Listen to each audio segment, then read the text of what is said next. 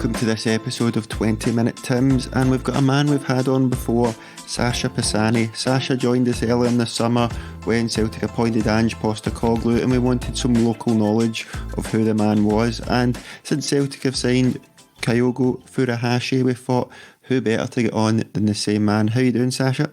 Doing well, thanks for having me back on again. How are you? Good, thanks, good. Delighted to have you on. Can you give the listeners a wee introduction of yourself, just to remind them who you are, please? Well, yeah, I work for Statistical. We're a global sports news agency. To provide a lot of content, editorial and video. We also own Opta Sport. I guess a lot of people know about them. Very good, Sacha. Now, you were very excited when Celtic brought in Ange Postecoglou. We didn't know too much about him, but once we got into it, once we found out what we needed to know, and once we spoke to yourself, of course, we were all excited about it. How excited are you for Celtic signing Kyogo Furuhashi? Well, I think it just typifies what Ange is about and the type of player and the way he likes to play. I think I watched a couple of the Celtic games so far, and it's great to sort of see the mood changing, and I guess there was some apprehension when he was appointed Ange, and he sort of won people over. Obviously need to boost that squad. Hopefully he's backed further in the market, but starting with Kyogo, I think someone like him and his record speaks for itself in Japan. The way Ange wants to play, I think he will help get Celtic playing the way Ange wants to play. Yeah, I'm looking forward to it. I think it was just, it sort of came out of nowhere. We just woke up one Friday morning and all of a sudden Celtic had signed a Japanese international. Usually you get a day or two where it's a few links here and there, but this came out of nowhere. When Ange was appointed, did you expect him to go back to Japan for any players, and would you think Kyogo's the main man he would have targeted? Well, there was a lot of rumours, surfacing when Ange was appointed in the Asian market, and I think not surprising that he's gone back down that path. When you look at Kyogo, I guess Ange knows him better than most. If you look at his record, he scored, I think, 3 goals against F. Marinos when Ange was in charge there. So he's had a fair bit of luck against Ange's teams. And I guess his versatility up front across the forward areas is a big boost for Ange. And there's no sort of overlooking his goals and the record up front, 15 goals and 21 appearances this season. I think will add a lot, not too big of a transfer fee, and there's a lot of upside for someone like him. So I don't think it surprised me, given his standing in the J-League. So I think, Celtic fans should be excited. Yeah, we are really excited, to be honest. And 26-year-old forward, but you just said he's versatile across the front line. What would you say is his main position? Well, he can play on the flanks, but I think he's equally at home, through the middle. You look at his number. I'll reel off some numbers and stats for you, and they're just really, really impressive for someone of his standing. There's only one other player who's scored more goals in the J League since 2018, and that was 44. He scored 42 by the time he left. And coming from a second-tier club in Japan, he made the step up, seamlessly. And then you look at the way Ange likes to play. He wants everyone involved, and Kyogo typifies that. 106 shots he was involved in, 82 himself, 24 chances created. It's the highest figure in the J League this season. So he's always involved. Ange likes that with his players, whether in defence or up front. So I think that's really exciting again, and it goes a long way to what Ange is trying to implement with his high-octane attacking style of play. Yeah, just watching Celtic over the last couple of friendly games, a couple of things I've noticed is, well, the wide players stay wide, so if Kyogo's going to play out wide, I think he'll stay wide. What's he like one-on-one? Is he good at taking players on? Yeah, well, that's another one of his strengths, his dribbling ability. He's probably the country's most exciting talent.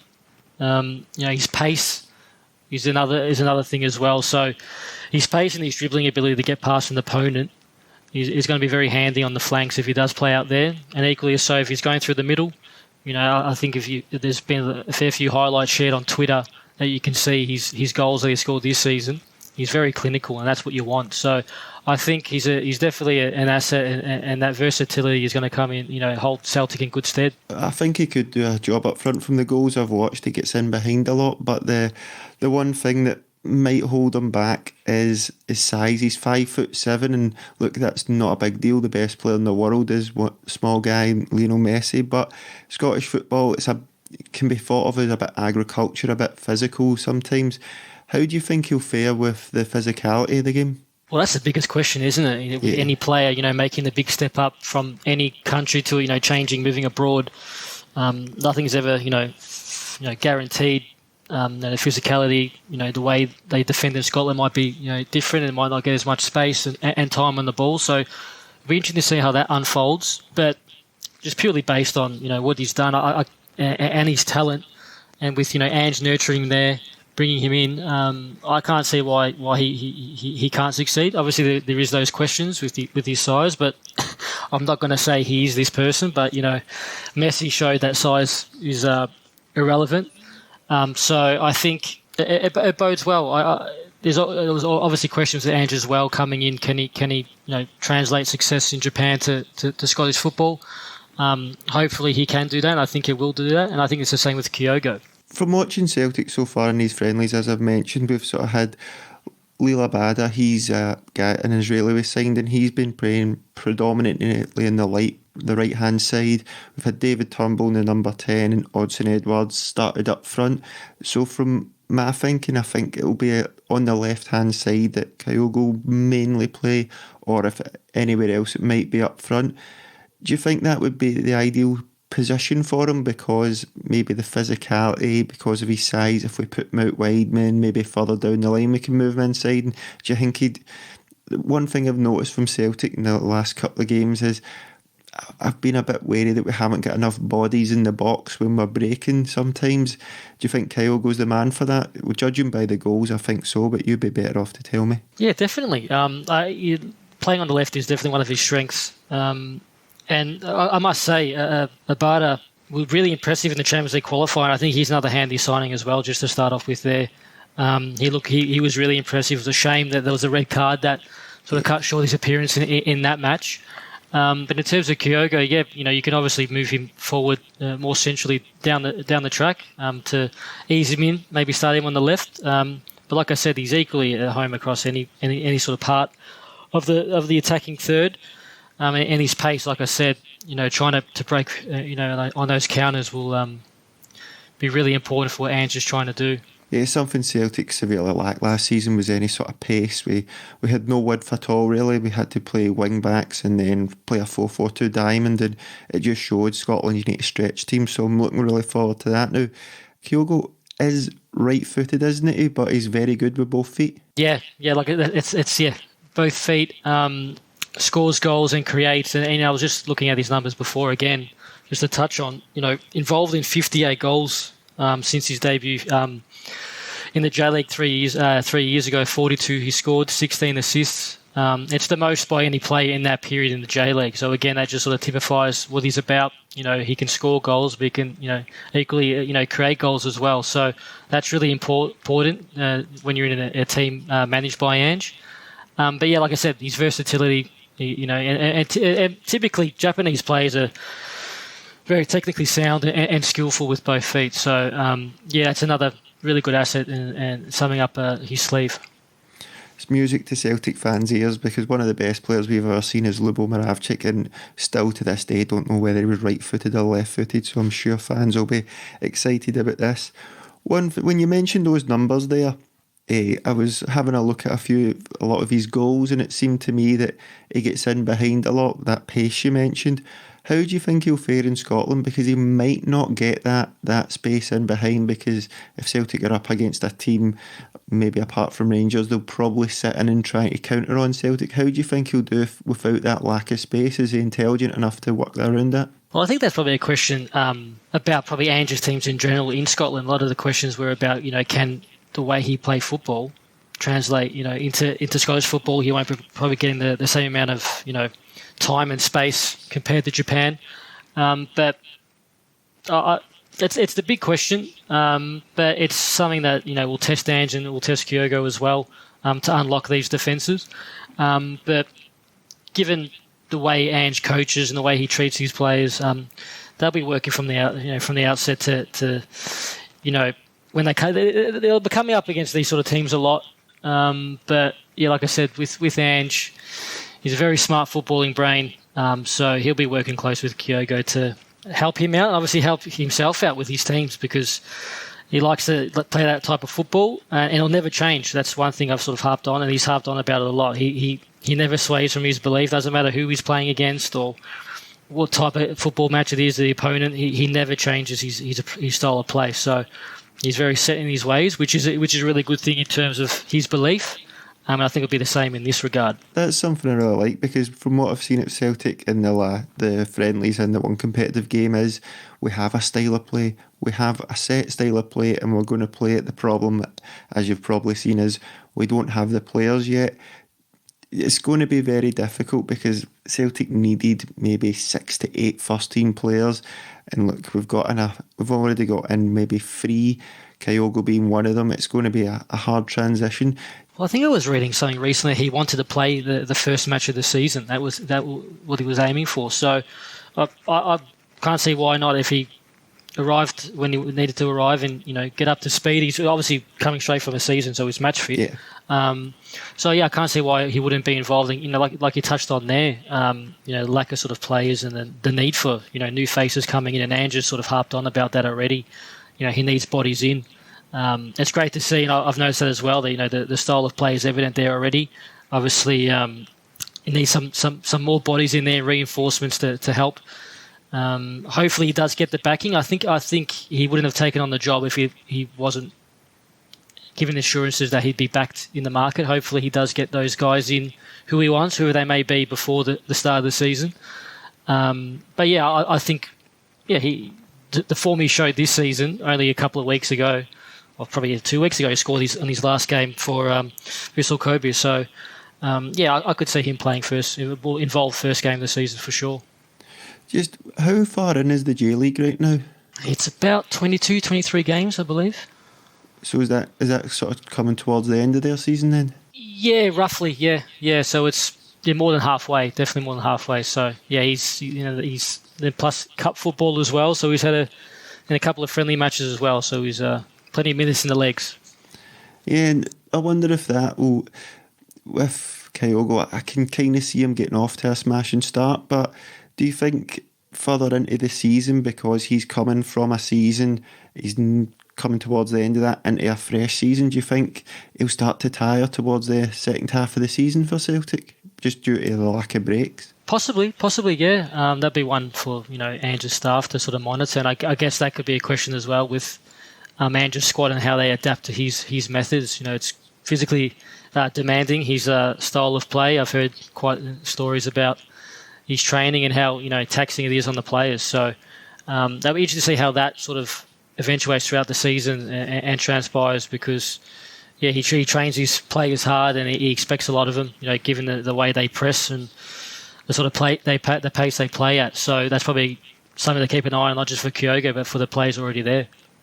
Yeah, I think it's something that, we've got Mikey Johnson who can play on the left-hand side. Ryan Christie started there, and on the other side we have Karamoko Dembele, James Forrest and now Abada. So I think there might be a bit of rotation across the front line this season.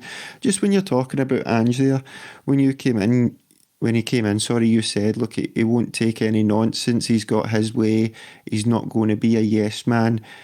I think some people just sort of presumed he'd be a yes man and thought this is the biggest job he'll get, so he'll just do sort of what he's told. But over the last week or so, he's came out and he said, look, we're not getting the players in quickly enough, we're hesitating things. You expected him to come out with all this, didn't you? Yeah, nothing surprised me. And the thing with Ange, I spoke to a couple of former assistants of his and players, and he's not one to sit still. So for people thinking he's coming and this will probably be his biggest job of his career, and while it's the biggest job Australian managers had in our history in the country, this is not where he tends to stop. And a lot of ex-players and assistants of his have says that this is he's eyeing even bigger things after this. He's the type of man he is. So the way he's speaking and what you're hearing is exactly how he's been throughout his career.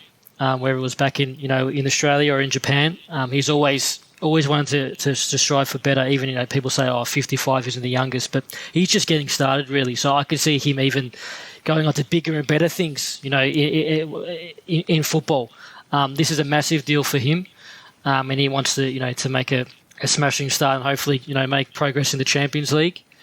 But yeah, this doesn't surprise me. His attitude throughout his career has never changed, and it's great to see that people are sort of warming to him and getting a really good idea of what he's about, because he's definitely not a yes man and he's not afraid to speak up. So it's pleasing to see that more people are seeing that. Yeah, it's great to see the honesty's been great, and it's good somebody comes out and finally calls the board out, because we all know as Celtic fans it does take too long to make transfers, and I think most fans are thinking that this guy's been hung out to dry going into this Champions League qualifiers with that defence. Just one more thing on Ange as well is, see when he's doing his post-match press conferences or speaking to the media, you said he doesn't like it, but he really doesn't like it at all, does he? yeah. It's not. You can just tell. Like, I think I touched on this last time. He doesn't tend to make too much eye contact. He just noticed that. He's not really a fan of it. I think it's more of a obligation for him to do it. And he'd rather be out on the training pitch, getting his point across and getting his players up to speed. So yeah, it's definitely not surprising to see the way his mannerism in front of the camera. It's definitely not his favourite part of the job. But as long as he's getting results on the pitch, he'll be happy to to do those things. Yeah, I think it'll all be good if we get the players for him. I can't see anything but success for the guy. Just back to Kyogo then. Well, the way Ange plays, you've mentioned the pressing and all that. Would Kyogo fit into that style ideally? And how was Kobe in that sort of way? Is that the way they played? Were they a pressing team? Yeah, Ange sort of came in and took it to a new level in Japan, but they're typically sort of across that style of football in Japan. So I can't see any sort of drastic changes for him in getting up to speed in the way that Ange plays, and the way Japan national team plays. So I don't think there'd be an issue in that regard. I think it really will benefit Ange having someone like him that he knows really well. Albeit, conceded 3 goals against him in Japan, but he knows him really well and how lethal he can be. So given, like we said, how slow it's been to get sort of players in, to have someone relatively up to speed the way Ange plays will be really important come first day of the league season. Yeah, he's coming in, and as you said, he's match fit as well. One thing I noticed from the highlights and watching all the usual YouTube is he's so energetic and dynamic, isn't he? Yeah, it's refreshing, isn't it? Yeah. You wouldn't even think he's when you look at him, you probably think he's 19, 20. He's still obviously quite young, but yeah, he's really energetic, enthusiastic, and that's, like I said, that's what Ange loves. And people to buy into the way he plays, and he looks like a smart footballer as well, which is important to take on board what Ange wants to put across. So again, really beneficial for Ange and for Celtic in general. So I think to have this mix of Ange and Kyogo together, that blend is really, really an exciting prospect for Celtic fans if it does click on the pitch. Lovely stuff. And just when you mentioned there, you think he's 19, 20. He is 26 years old. Are you quite surprised that he's stayed in the J League? Well, he's been at Kobe since 2018, but are you surprised somebody else didn't come in for him? Well, I'm not sure if on the start. I think I read that PSV might have been interested, but I'm not sure how accurate that was. But a lot of Japanese players are happy in Japan, very content there. So a little bit surprising, but not that surprising, if that makes sense. So, but it's great to see him taking that leap. We've seen a lot of really talented Japanese players going to Germany or abroad, and there's been some particular Japanese player who started in Glasgow with Celtic, so hopefully he can have a similar career at Celtic. One of the things I was reading up on him is that he was happy in Japan. Kobe had qualified for the Asian Champions League, and of course they signed Andres Iniesta. The chance to play alongside Andres Iniesta is one that a lot of players would take. How much do you think he'll have learned from that guy? Oh, hell of a lot. And Iniesta spoke glowingly of him before the move happened. I think it was earlier this year, saying that he was destined to play and succeed in Europe. So if you're getting that sort of endorsement from a Barcelona and Spanish great, I think you're doing pretty well for yourself. So if he's speaking like that, and he's joining up with Ange, I think it's exciting, like I said, for Celtic, and playing alongside Iniesta. Just the footballing brain and just the experience he's had is going to improve anyone. So I think he'll take that on board, and hopefully that translates into Scottish football.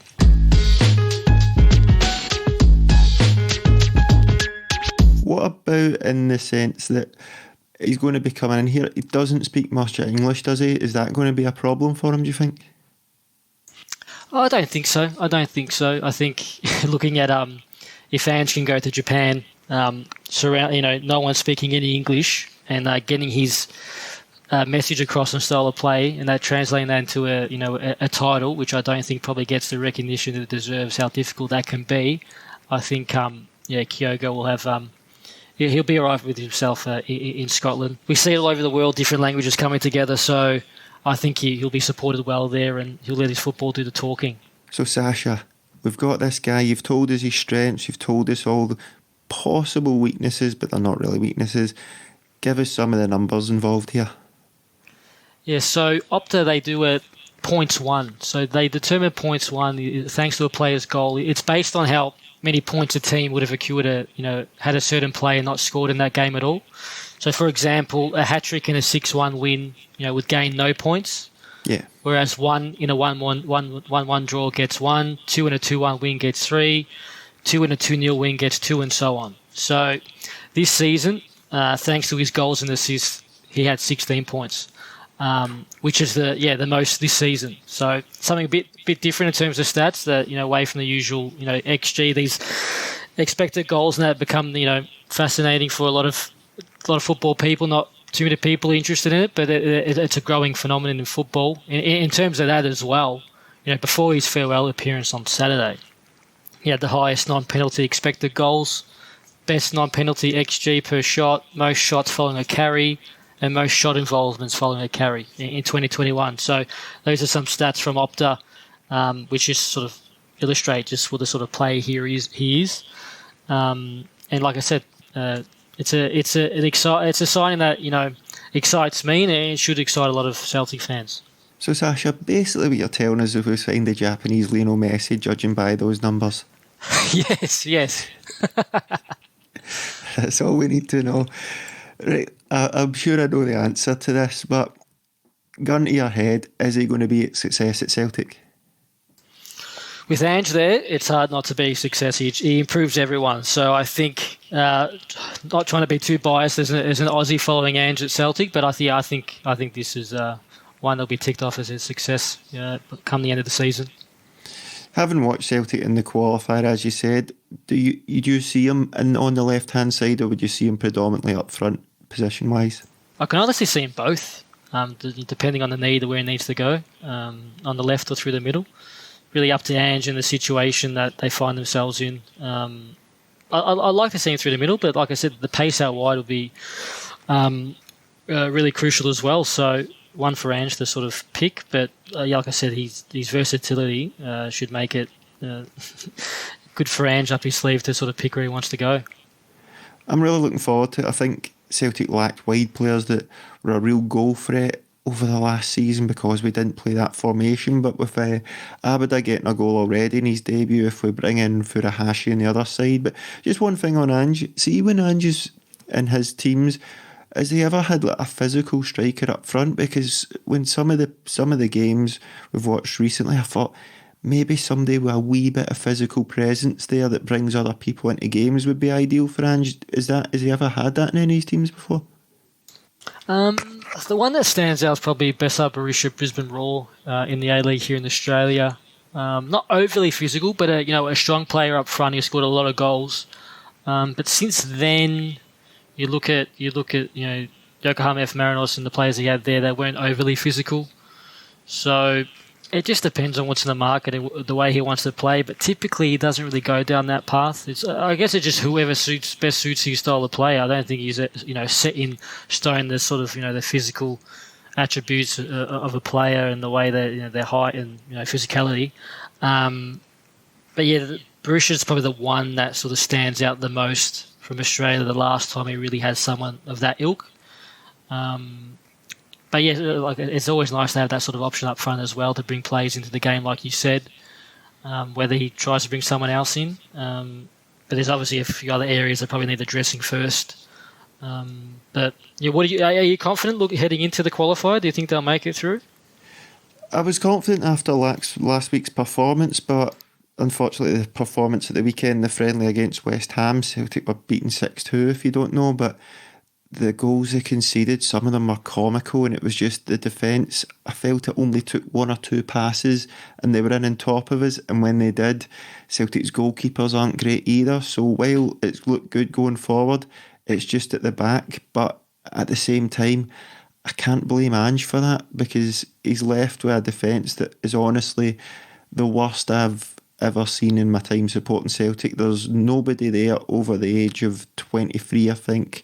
We've got two young guys that have came through our own academy playing in the centre half, and a right back who, quite frankly, shouldn't be at the club because he's not good enough. But Celtic haven't made the moves to replace these guys yet, and it's all been too late for Ange. So if we do get through, I think we can, but it's just the defence I worry about. And Chris Sutton, a former player, said it before the game against Midtjylland. He said, look, Ange is a good manager. He's not a miracle worker. Nobody's going to do well with this defence, so that's the only thing. But I feel if Neil Beaton hadn't been sent off, I think Celtic would have strolled that game. How did you think they performed on the night?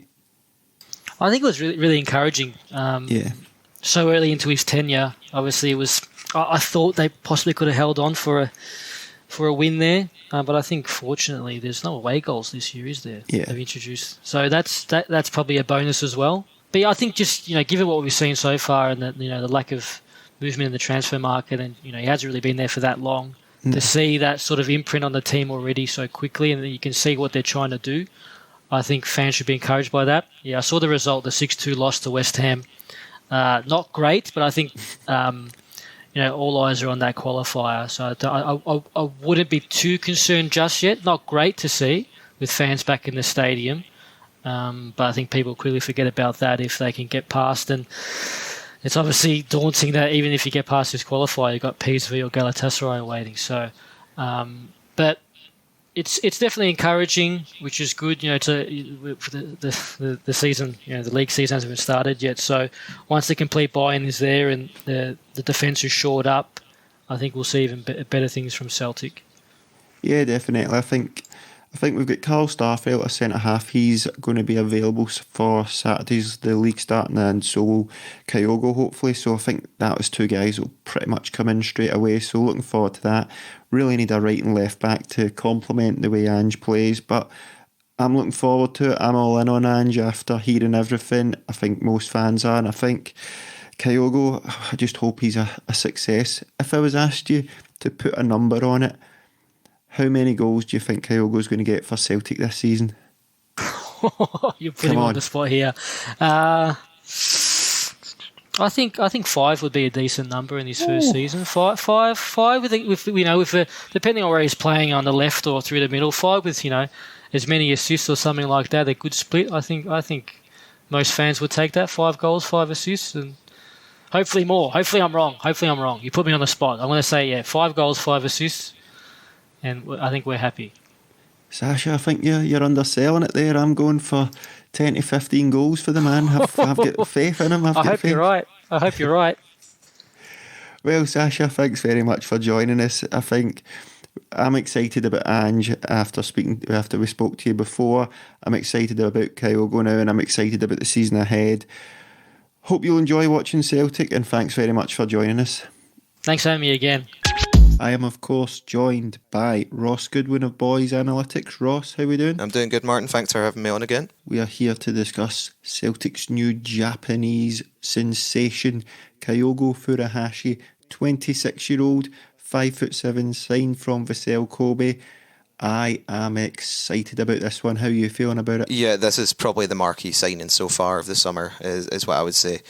Japanese market, not a market that's exploited enough by most teams around around Europe, to be honest. I think the German teams have been doing really well to extract the best talent and get the most out of them. We've seen quite a few success stories. The success stories from Asia, the frequency of them starting to rise. So I'm very happy. This is Ange's man. He's watched him. He knows exactly how he plays. He's coming in. He's going to be match fit. Japanese league's been ongoing, so he's not going to need any time to get up to match fitness or anything like that. He's match fit. He's ready to go. He's had consistent output just every single season since he's been playing in Japan. So I've got no doubts that he's going to be able to continue that pretty comfortably. This season he's had 0.39 XG per 90 and 0.16 XA per 90, and that's pretty common across any season he's played. A few people have asked, why has he stayed in Japan so long? I think Vissel Kobe playing alongside Iniesta, big money. They have a far bigger, more, I think around double the wage budget at Celtic. So he was offered the money and the chance to play with some of the biggest names in football, and that managed to persuade him to stay for a few extra years. But now he's coming to Europe to try and make his name, and I think he's going to have the perfect manager under Ange. He's a high energy player, 2-footed, can play across the front three comfortably. So he's just, for me, it's one of the perfect signings. It gives us a lot more flexibility going forward, especially when our squad's quite limited as it is at the moment. Yeah, I'm really excited by it, and you're right. I think he stayed there a couple of seasons where people thought he'd only went up to the top league in 2018, but his form since then has been sensational. And I think Kobe have had Podolski, they've had David Villa and Iniesta, of course. And if you're going to learn from one guy, Iniesta's the man. He plays across the front line. He has played as a striker, but 5'7" striker. Not to be like that, but that's going to be very difficult in Scotland unless we have three players interchanging and maybe a wee bit like Liverpool or Man City, where we don't really have that out-and-out striker. But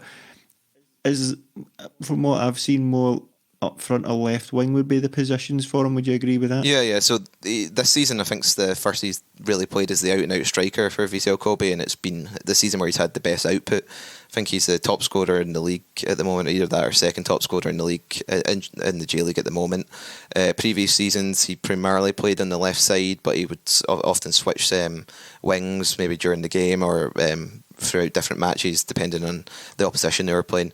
But yeah, it's going to be the left side is going to be, if Ryan Christie does stay, I do think he's going to play through the middle. But if Ryan Christie goes, he's definitely going to be a good option to have on that left wing. I think maybe for his benefit, we might be better starting him on the left wing for this season, and then as he progresses and grows into the league, maybe move him inside. But look, it could be interchangeable.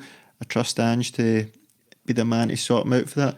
What's the type of goals he scores for Kobe? So this, for me, I thought it was actually quite interesting, because this was kind of like what people probably wanted Klamala to be. He gets on the shoulder of the defender and gets in behind. I think we've seen Celtic in their much more open play get a lot more opportunities to do this. They're a lot more clever in creating opportunities to do this, so there's going to be more opportunities for Celtic to get in behind. And I know people say, it's a low block, you can't get in behind. I mean, that's not wholly true. The low block, you can still get in behind. You just need to be more precise and move the defence a lot more to actually work those opportunities and have strikers more aware to do that. What he has over Klamala is a complete technical ability where he is good on the ball. He's got a great first touch. He's probably a better finisher as well. He's got a goal conversion rate higher than Edouard. So he's 18%, Edouard's 17.5%. So he's slightly above Edouard in actually getting goals from his shots. Gets a good amount of touches in the box, a good amount of pace to take a touch, drop the shoulder, get by the man and get a shot away. A lot of shots from inside the box as well, so he likes to get the shots from that central area where the quality of chances are higher. So he's clearly been coached well at Vissel Kobe, and I'd assume Ange is going to be looking for more of the same from him. If he is playing on that wing area, he's very good at arriving late. I think we've seen Christie also show that of late as well, which is what Ange is looking for his wingers to do. So I'd expect Furuhashi to be doing that as well, arriving late, getting in front of defenders and getting shots away, using his more nimble frame and pace to take advantage maybe more cumbersome centre-backs in Scotland. What about in terms of attacking wise, one-on-one? Is he pacey? Does he take players on? Can he get to the byline if need be? I would say, if he's 2-footed in nature, he's pretty comfortable crossing with both feet. Probably a bit more preferring his right foot, so maybe you could call him a bit more of an inverted winger, but I wouldn't say that's something I've noticed too much. He does have pace to burn. He can knock the ball and run. It's not something that's his main attribute. He dribbles 4.47 times per 90 with quite a good success rate of 46%. So he's going to beat the man probably 2 to 3 times per game, which is going to get him space to create chances or get shots away, which I think is quite promising. 33% crossing accuracy, not the best in the world, but a lot better than what we've seen last season. I can guarantee that. That is stronger than Abada's crossing accuracy of 32%. So he's pretty decent at crossing the ball as well. So I think when describing him, and especially when I created his radars, it was kind of hard to define what his weaknesses were. He wasn't showing that he was bad in anything. He was quite a strong all-rounder, which I think might be quite attributed to him playing across the 3 positions. So he's got good position. So when I make my radars for forwards, I do include strikers and wingers, because I think that's quite a good way to. You should be getting different radars for your wingers and strikers, and that should kind of discern whether they're kind of better playing. But for Furuhashi, he just seems like a good all-rounder, and this will help him play across the front 3. The worry is his height, and I hate it because we guys always play where there's always great players that are wee. It's just the physicality of the game. But what about he's up and down all day, isn't he? He's pressing, he's energy, he's dynamic. He looks like he can go all day for me. Yeah, well, this is the thing though. Even if you can't win the ball with your physicality, as long as you're causing enough panic in the opposition that they're going to make a mistake or they're going to go long, that's what you're looking for from a player like Furuhashi. He's still got around 5 successful defensive actions per 90, which is more than Forrest, and I think it's around double what Edward provides. So although he is playing maybe wide, but that data is from him playing centre forward this season. So it's a lot of counter pressing he does. He presses high, he presses fast, he puts defenders under a lot of pressure. So although he might not be winning it from direct tackles, he might be winning it from a player taking too long to pass, and that's where we see like a good number of possession adjusted interceptions where he's winning the ball, and then when you're winning the ball in that high transition, that's when he can be really dangerous with his pace and good technical ability to find other players that are going to be there, because the press that we're going to have is going to be really high. You're going to have players running off him if he wins it early, and he's going to be able to put people in through and goal. So I'm quite hopeful in terms of his defensive output. It might not be, he's not winning that defensive duel, but he's going to put people under a lot of pressure and win the ball once it's away from their feet, is what I'm hoping. There's been a lot of scrutiny over Celtic's lack of signings or signings this season, how long deals take and who's making the signings, but we can all agree this is Ange's man. This is one of the guys that he's brought forward. He scored 3 goals against Ange in his time in Japan as well. It all seems too good to be true. Is he an ideal fit for Celtic? I think he's an ideal. I don't really. A fit for Celtic's whatever system we're playing, and is he a fit for Ange's system? Yeah, he profiles very well for the kind of high press, high intensity game. He's very fit. He can run all day, so he fits Ange's style, which is what we're going to be playing. So yeah, I'd say he's a good fit for Celtic this season.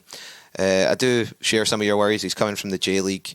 The J League, in terms of average opposition, is probably stronger than maybe the average SPFL opposition, but he's going to be hopefully going into Europe this season. He's going to have to perform against Rangers, who are better than most of the J League opposition. So he's not going to have. I don't think he'll have too many issues with the teams underneath the Glasgow clubs, but I'll be intrigued to see how he does against better opposition going forward, because I think that's where he's really going to be tested. I think, and this is the thing I like with Celtic now.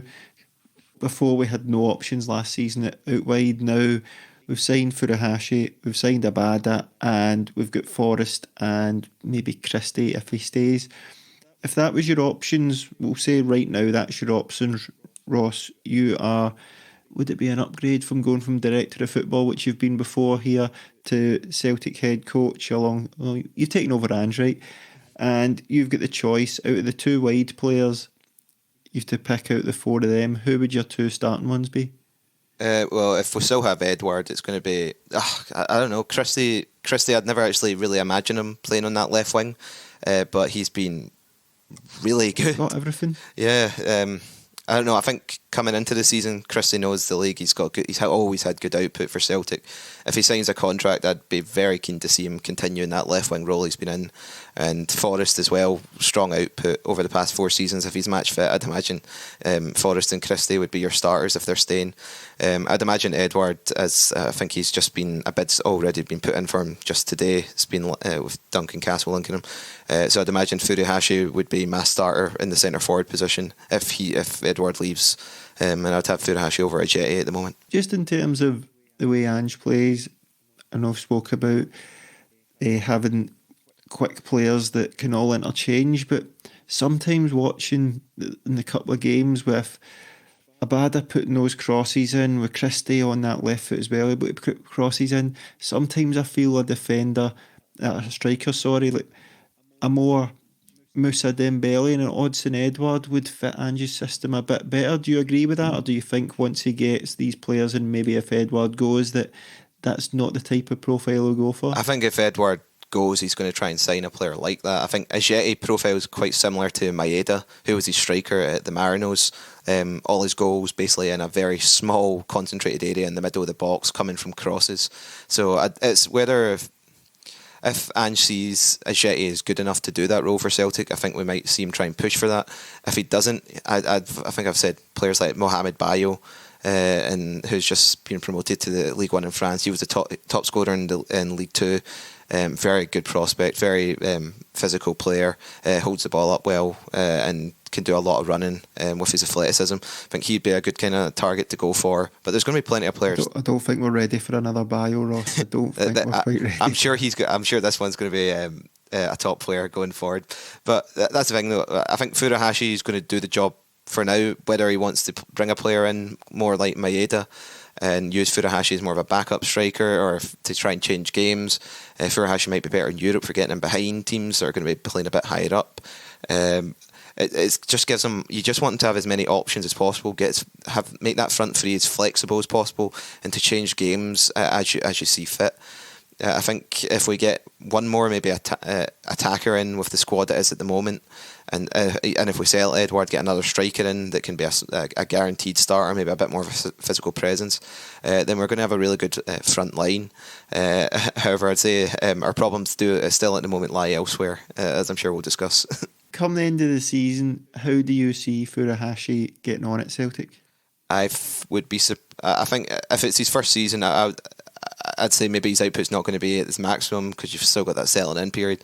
But I'd be surprised if he doesn't have at least 15 goals and assists minimum, and then trying to build up from there. Build up from there? That's his first season. This is what I want to hear, Ross. This is what I want to hear. We'll hold you to that one. So you think he's going to be a good signing long term for Celtic? I definitely think so. He's also, this isn't a player that's 21, 22. He's 26, so he's just about to enter his peak attacking years. So I would expect his output to be good this season and again get better over the next two seasons before maybe rounding off. So yeah, I do think he's going to be a good signing for Celtic. Yeah, that, listeners, 15 goals at least this season. It'll be the Golden Boot next year. Furuhashi will be the superstar, and it's very nice to get a guy in that contains a red flag that isn't Tony Ralston signing a deal, it isn't Lee Griffith signing a deal. It's a nice red and white flag for a change. In case people don't know, which they probably will by now, where can we find you? Yeah, you can find me at Bhoys Analytics on Twitter. If you just search that, it should come up. And thanks again for having me on, Martin. Always a pleasure.